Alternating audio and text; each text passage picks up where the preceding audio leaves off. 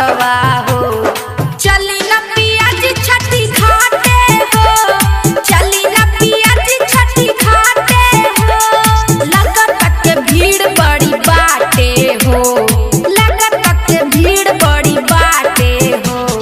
चली न पियाज छठी घाटे हो, चली न पियाज छठी घाटे हो।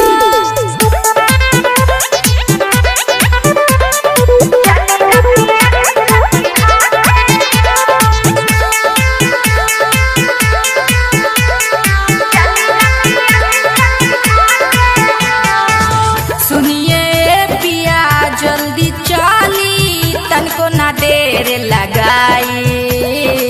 सारा सामान सुनिए हो सरियाली, कुछ हुना बिसराई।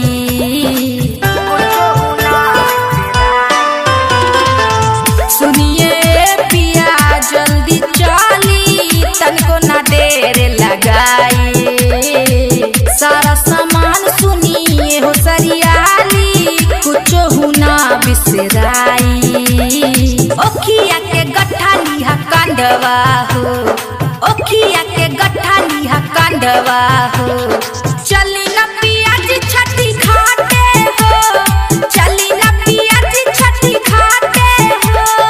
लगत के भीड़ बड़ी बाटे हो, लगत के भीड़ बड़ी बाटे हो।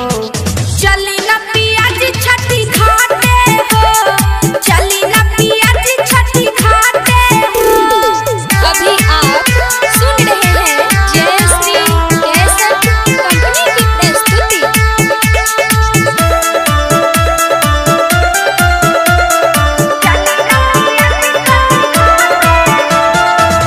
नैन्सी के नैना निहारे ले बाट हो, कहाँ बड़ा आदित्य गोसैया। तिवैया रहक देवे गंगा बीच खड़ा बानी, अब तो सूरज उगे जाई।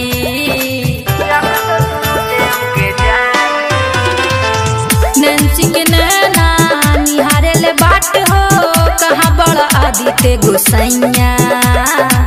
तिवैया रहक देवे गंगा बीच खड़ा बानी, अब तो सूरज उगे जाई।